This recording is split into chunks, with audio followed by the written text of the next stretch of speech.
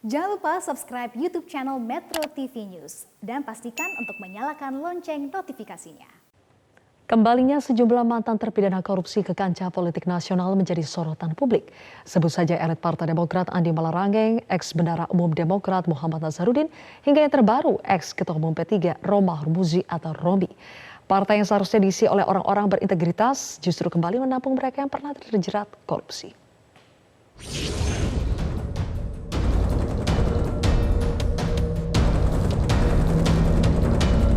Kembalinya mantan Ketua Umum P3, Romah Hurmuzi dalam kancah perpolitikan menuai sorotan publik.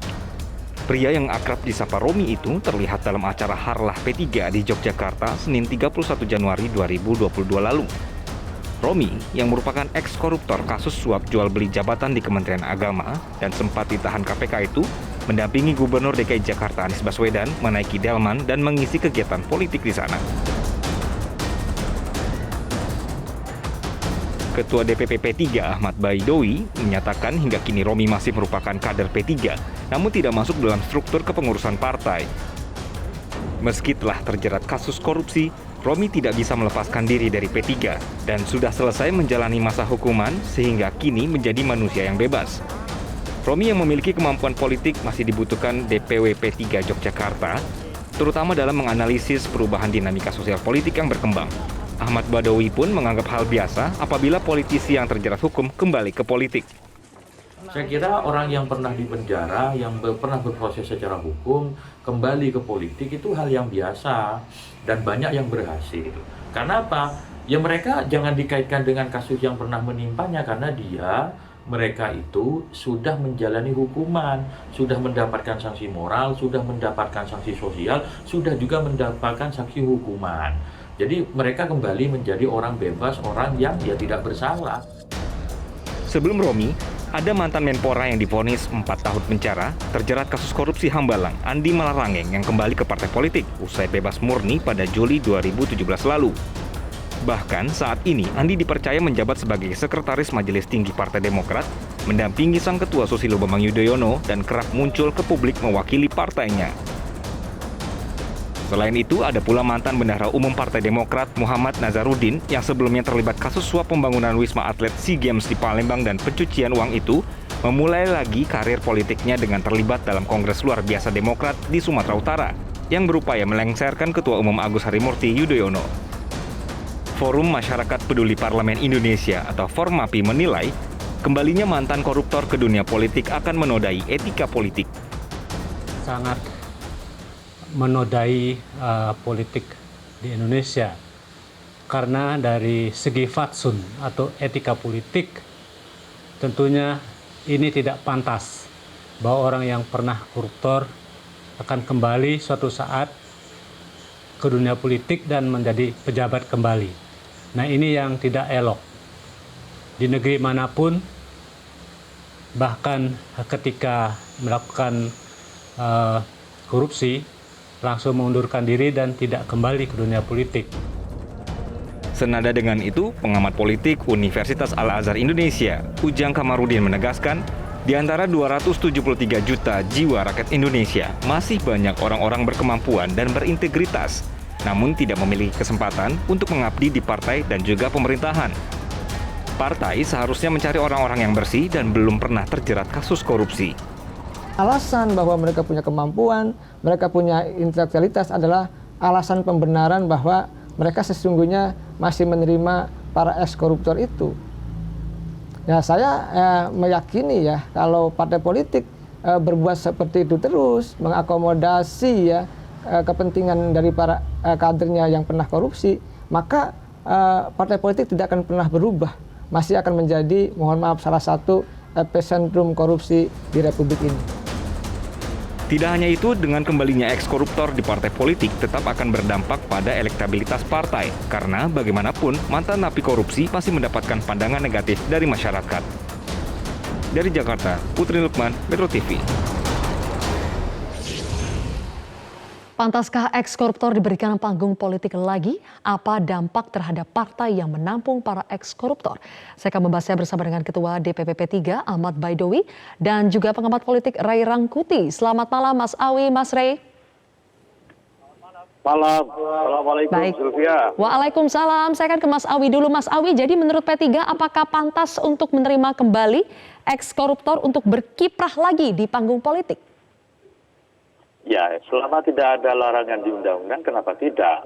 Toh mereka sudah menjadi manusia bebas dan memiliki hak yang sama, memiliki hak hak untuk berserikat dan berkumpul.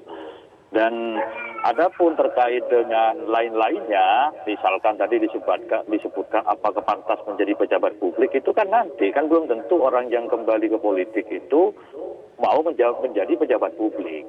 Kita kan hanya ingin mendudukkan persoalan secara proporsional, bahwa seseorang yang sudah divonis oleh pengadilan, menjalani putusan pengadilan, ya dia kembali ke bebas, memiliki hak yang sama gitu. Apalagi tidak ada pencabutan hak politik dari pengadilan. Kalau kita menghalang-halangi, justru kita yang melanggar hak asasi manusia untuk berserikat dan berkumpul. Oke, jadi secara aturan tidak ada yang dilanggar, tapi kalau secara moral dan etika politik bagaimana Mas Awi? Nah, secara etika, moral, dan politik itu biar publik yang menilainya, bukan tadi Formapi gitu kan. Formapi hanya berpendapat, ataupun tadi siapa itu, ya silahkan aja berpendapat. Apakah nanti mereka itu dianggap layak atau pantas, kan waktu yang membuktikan. Toh banyak juga misalkan mantan-mantan napi, termasuk juga napi korupsi, ketika mereka sudah bebas kembali ke panggung politik, ternyata terpilih lagi. Artinya apa? Masyarakat sudah menilai mereka, ya dia sudah punya hak yang sama, punya hak untuk dipilih, ya akhirnya kepilih kan gitu. Sekali lagi soal etika politik, soal moral politik, itu bukan person-person yang menilai, tetapi publik. Ya silakan aja nanti diuji ketika misalkan yang bersangkutan maju dalam pemilu. Kalau tidak maju, ya gimana cara mengukurnya gitu. Oke, kalau menurut Mas Rey bagaimana Mas Rey? Apakah pantas seorang mantan napi koruptor diberikan panggung lagi politik oleh parpol? Iya, jadi bukan publiknya, tapi juga partainya punya tanggung jawab moral bahwa panggung politik kita itu diisi oleh orang-orang yang punya kredibilitas dan integritas gitu. Jadi nggak yang sekedar publik, tapi juga partai. Harus diingat ya, salah satu dasar untuk membuat dan mendirikan partai politik itu bagian dari pendidikan pemilih, bagian dari pendidikan masyarakat gitu. Nah, oleh karena itulah salah satu tanggung jawab partai politik itu memastikan bahwa kader-kader mereka, calon-calon mereka adalah orang-orang yang memilih secara integritas, secara moral, ya tidak bermasalah. Gitu. Jadi filter pertamanya itu justru di partai politik, baru nanti filter keduanya itu ya di publik. Jadi jangan lepas langsung ke publik, apalagi kemudian partai politik ya bukan hanya menerima, tapi seolah-olah menarik kembali, ya, meminta kembali untuk terlibat di dalam kancah politik. Nah ini semua menurut saya bersumber dari cara pandang ya terhadap korupsi. Jadi cara pandang Bung Badowi tadi itu memperlihatkan kepada kita bahwa seolah-olah korupsi itu ya pidana biasa. Nggak ada bedanya dengan misalnya maling ayam, ya, maling sandal dan seterusnya. Yang kalau ia diputus bersalah oleh pengadilan, kemudian yang bersangkutan melaksanakan hukuman, bebas, ya semuanya akan kembali normal. Oke.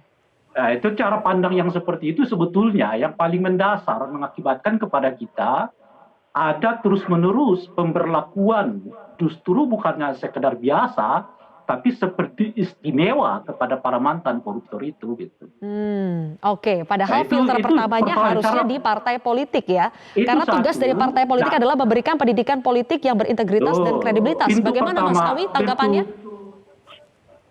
Ya, itu pendapat ya. Ini sama juga dulu ketika seniornya Bang Ray Rangkuti itu di KIPP, saudara almarhum Mulyana W. Kusuma terjerat kasus korupsi, dihukum oleh KPU, dihukum oleh aparat penegak hukum, beliau sebagai KPU, terus kemudian ketika bebas, dia aktif lagi di kegiatan-kegiatan demokrasi dan bahkan juga mendirikan lembaga-lembaga ya seperti pegiat-pegiat pemilu. Terus apakah itu dilarang? Kan tidak juga gitu. Jadi kita ini mendudukkan persoalan pada tempatnya. Sepanjang itu tidak dilarang oleh undang-undang, ya kita jangan mencoba melarang-larang gitu. Meskipun sekali lagi konsistensi kita dalam berbicara dan bertindak itu juga diuji gitu kan. Jangan sampai hanya, mohon maaf, orang lain yang disalahkan sementara di lingkungan sendiri juga ya mendapatkan bermaklum. Sekali lagi, orang yang sudah menjalani masa hukuman itu memiliki hak yang sama gitu. Soal kemudian debatnya kemudian apakah nanti akan dipilih oleh masyarakat itu nanti. Kita kan memberikan hak yang seharusnya dia miliki. Toh misalkan seperti Gus Romi, beliau di P3 tidak ada yang diistimewakan. Beliau anggota biasa yang kebetulan DPW DIY Yogyakarta sebagai pengurus partai di tingkat wilayah bikin kegiatan mengundang Mas Romi yang orang Jogja. Baik, Mas Awi, tapi kan maksudnya begini, maksud Mas Rey tadi ketika misalnya partai politik harusnya kan bisa memberikan opsi kader-kader yang terbaik untuk masyarakat. Katakanlah nanti ketika terjun ke dunia politik atau ke kontestasi politik, harusnya diberikan kader-kader yang memang bersih secara rekam jejak. Oh iya, bukan hanya itu menurut saya. Sekarang ini masih dalam proses menuju itu. Nah, belum masuk pada kontestasi. Sambil contoh misalkan di Partai Nasdem ada mantan Gubernur Riau, Saudara Anas Makmun juga aktif di Partai Nasdem. Terus apakah kemudian dia nggak melanggar? Ya tidak, karena apa? Pak Anas Makmun juga sudah bebas dari hukuman penjara. Jadi sebenarnya jadi patokan Anda yang penting kalau sudah menjalani hukuman berarti dosanya sudah selesai begitu ya? Hak politiknya tidak hilang, harus diberikan kembali. Bagaimana tanggapannya, Mas Rey? Iya, itu yang saya sebutkan tadi. Ini masalah utamanya karena cara berpikirnya. Jadi bukan hanya cara jadi seperti Bung Badowi ini melihat kasus korupsi itu seperti pidana biasa. Itu loh. Jadi kalau ya seperti apa bedanya dengan pencuri ayam, ya pencuri sandal, itu loh kira-kira. Jadi mereka melupakan unsur yang disebut dengan pengkhianatan terhadap amanah publik. Itu sehingga kalau pendekatan Bung Badowi itu kalau udah dihukum ya selesai. Jadi nggak ada hubungannya lagi dengan kok orang yang sama terbukti di pengadilan telah mengkhianati amanah publik, mengambil uang rakyat, gitu ya, dengan cara tidak halal, gitu. Lalu kira-kira difasilitasi lagi untuk kembali ke dunia yang sama. Oke. Siapa Jadi yang ada kesalahan itu? cara berpikir dan ini pengkhianatan terhadap amanah publik. Ditanggapi nanti Jadi Mas Awi dan Mas Rey, kita harus jeda terlebih dahulu ya. Prime Time News masih akan kembali usai jeda berikut ini, tetaplah bersama kami.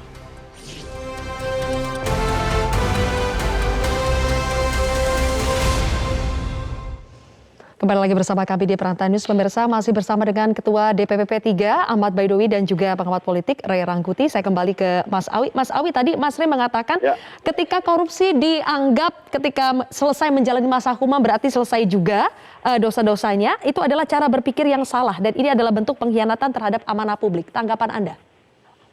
Ya, sekarang parameternya orang dianggap bersalah atau tidak, itu kan putusan pengadilan. Terus ketika putusan pengadilan sudah dijalankan, mereka sudah menebus hukum. Dan saya satu lagi yang saya koreksi, saya tidak pernah mengatakan korupsi itu kejahatan yang biasa-biasa. Itu kejahatan yang sifatnya extraordinary. Tetapi itu ada yang namanya putusan pengadilan sebagai sebuah lembaga yang diberikan otoritas memberikan punishment gitu. Nah, termasuk juga bahkan jangankan kita. KPK pun juga pendapat yang sama. Ketika seseorang yang sudah menjalani masa hukuman, mereka punya hak. Mereka punya hak berserikat dan berkumpul. Cuman, apakah pengadilan juga melarang ataupun mencabut hak politiknya? Kan banyak juga politisi-politisi yang hak politiknya dicabut. Nah, khusus Pak Romi, khusus Pak Anas Makmun, dan tadi yang disebutkan juga si Pak Andi Malarangeng, itu kan tidak ada gitu. Mas Romi pun dihukum 1 tahun, tidak ada pencabutan hak politik. Sekali lagi, kami berpacu pada ketentuan perundang-undangan. Selama itu tidak melanggar ketentuan undang-undang, ya tidak ada kami untuk melarang-larang orang gitu. Oke, jadi dalihnya mereka sudah selesai menjalani hukuman, tidak ada keputusan dari pengadilan yang mencabut hak politik mereka. Apakah alasan ini bisa dimaklumi, Mas Rey? Iya, itu lagi-lagi pendekatannya adalah pendekatan legal formal. Sementara saya berbicara beyond dari legal formal itu. Legal formal itu ya kan, koruptor itu ya sama dengan pencuri ayam, pencuri itu udah biasa gitu loh kira-kira. Nah, apakah hak politik mereka tidak? Apakah mereka dilarang melakukan aktivitas politik? Tidak. Tidak boleh dilarang karena itu hak konstitusional orang. Tapi apakah partai politik membuka diri untuk kepada mereka? Itulah pertanyaannya. Di mana fungsi partai politik sebagai garda terdepan pemberantasan korupsi? Itu lo kira-kira tuh. Di mana partai politik ya, yang bertugas sebagai pendidik masyarakat? Ya, kalau tadi misalnya Bung Badoy mengatakan, biarkan nanti masyarakat yang memilih. Lalu Anda fungsinya apa? Hanya jadi fasilitas bagi mereka untuk hadir. Fungsi pendidikannya di mana? Oke. Itu maksudnya. Parpol tidak memberikan pendidikan politik yang baik kepada masyarakat ketika memberikan ruang kepada ex-napi koruptor. Tunggu dulu, saya mau mengatakan begini. Tadi Bung Badoy mengatakan partai ini, partai itu. Justru karena terlalu lazimlah kita berharap P3 punya ciri khas yang sendiri. Ciri partai politik mengatakan, misalnya P3 mengatakan kami akan menutup diri pada mantan-mantan koruptor setidaknya 1 periode setelah yang bersangkutan dinyatakan bebas dalam pelaksanaan pemilu. Begitu mestinya, supaya kita bisa melihat bahwa partai-partai ini memang memiliki niat yang kuat betul-betul untuk ya menolak ya atau praktek-praktek tindak pidana korupsi. Jadi bukan memfasilitasinya karena alasan semua orang. Jadi kalau tadi misalnya Bung Badoy mengatakan ada Mulyana Wekusuma, itu membuktikan kepada kita Bung Badoy, hak politik seseorang itu tidak pernah kita cabut. Jadi mereka boleh beraktivitas atas nama demokrasi. Tapi Anda tampung juga dalam kegiatan berdemokrasi, Anda tampung juga dalam kegiatan diskusi pemiluan, harus fair juga dong. Jadi mohon maaf tadi bahwa kalau dikatakan kita tidak bisa melakukan pendidikan politik, justru kita memberikan pendidikan politik kepada masyarakat bahwa bagaimana partai mendudukan persoalan secara proporsional. Cara berpikirnya adalah cara berpikir proporsional, memberikan posisi yang seimbang sesuai dengan kedudukannya. Tidak bisa dong orang yang sudah mendapatkan punishment secara hukuman moral, hukuman sosial, dan itu sudah selesai semua, masih ditambahi oleh hukumannya Ray Rangkuti. Yang memilih kita ini bukan hanya Ray Rangkuti gitu loh. Banyak persoalan kemudian apakah kami nanti tidak dipilih atau itu nanti di pemilu, bukan kata Ray Rangkuti. Itu loh. Soal Mulyana Wekusuma aja Anda tidak bersuara waktu itu, malah ikut terlibat dalam diskusi-diskusinya. Baik, oke. Kalau gini loh Bung Badawi, kalau soal diskusi, saya tidak ada masalah. Ditahan dulu Mas Awi, kita dengarkan dulu jawaban dari Mas Rey. Soal diskusi dengan siapapun, saya tidak ada masalah. Saya memberikan panggung yang sama gitu loh. Saya bisa duduk dengan si A, bahkan mungkin saya bisa duduk dengan Bung Badawi. Tidak ada, dengan Bung Romi, tidak ada masalah bagi saya. Tapi kalau kemudian partai itu yang saya maksudkan, kecuali Anda nggak mengerti, kecuali Anda kurang memahami filosofi mendirikan partai ya, bahwa bagi Anda partai itu organisasi biasa saja kayak LSM, ya itu kita selesai memang berdiskusinya. Ya mungkin kira-kira sama begitu gitu kan. Kalau Anda masih menganggap bahwa partai politik itu misalnya sama dengan LSM-LSM yang umumnya, ya memang diskusinya nggak akan beranjak kemana-mana. Tapi kalau Anda mengatakan bahwa partai politik itu adalah satu garda organisasi yang memastikan terjadinya praktek-praktek clean government, gitu ya, pemerintahan yang bersih, kita berbicara di situ, gitu. Nah itu maksud saya. Jadi yang saya mau katakan itu justru dengan aktifnya mereka di dunia, ya katakanlah demokrasi, dunia hak asasi manusia, macam-macam, membuktikan kepada kita bahwa sebagai manusia Indonesia yang sudah diberi sanksi, ya pidana, mereka tetap bebas melaksanakan aktivitas, tapi tidak masuk partai politik, apalagi partai politiknya, kira-kira gitu ya. Ya justru memfasilitasi kehadiran mereka. Itu yang saya mau katakan. Tidak memfasilitasi. Oke, silakan ditanggapi lagi Mas Awi. Jadi itu bukan soal aturan. Memang kita ini kalau menuding ataupun menyerang orang lain itu bisa gitu, tapi tidak bisa memberikan contoh yang baik. Itu juga kelemahan dari kita semua. Tadi sudah saya jelaskan ya, sementara kita oke lah, tadi sebagai sebuah pendapat dari saudara Ray Rangkuti, ya namanya pendapat sah-sah saja gitu. Tetapi bukan berarti kami itu tidak boleh berbeda pendapat. Sepanjang itu masih sesuai dengan konstitusi, ketentuan perundang-undangan, itu yang diatur, bukan aturannya Ray Rangkuti gitu. Bung Badowi, jadi saya mau mengatakan begini Bung Badowi. Terakhir ya, ini terakhir Mas Rey. Ya, mentoknya diskusi ini, Bung Badowi menyelesaikan diskusinya dengan pendekatan legal formal. Kalau itu kita sudah setuju semua. Gitu loh. Itu kalau kita nggak pakai aturan hukum, pakai aturan apa dalam kita berdemokrasi? Ada norma, ada etika. Oke, kita kembali kepada perilaku ya. Kita kembali kepada konsistensi dalam berperilaku. Dulu ketika kemudian Abdul bebas, ya dia kembali ke panggung-panggung demokrasi. Anda nggak teriak-teriak, diterima begitu aja. Makanya kemudian saya sampaikan, dudukkanlah persoalan itu secara proporsional. Jadi jangan hanya pandai mengkritik, tetapi juga tidak memberikan contoh gitu. Saya kira kan begitu aja. Tunggu dulu ya. Saya kan tadi Saya harus tutup ini Mas Awi dan Mas Rey. Tapi saya ingin tanya pertanyaan terakhir singkat saja. Pertanyaan terakhir singkat untuk Mas Awi. Mas Awi, jadi nanti apakah ex-koruptor ini akan diberikan kesempatan untuk maju di kontestasi politik? Itu tergantung masing-masing partai gitu. Sampai saat ini P3 belum terpikirkan. Jangan dianggap kayak Gus Romi itu mau jadi pejabat politik, mau pejabat publik gitu kan. Jangan sampai sekarang, cuman kita memberikan ruang yang sama sesuai yang diatur oleh konstitusi. Itu aja gitu. Baik, oke. Kita akan lihat ya bagaimana nanti sejauh mana perkembangannya. Terima kasih Mas Rey Rangkuti dan juga Mas Ahmad Baidowi telah bergabung bersama kami dalam diskusi Prime Time News hari ini.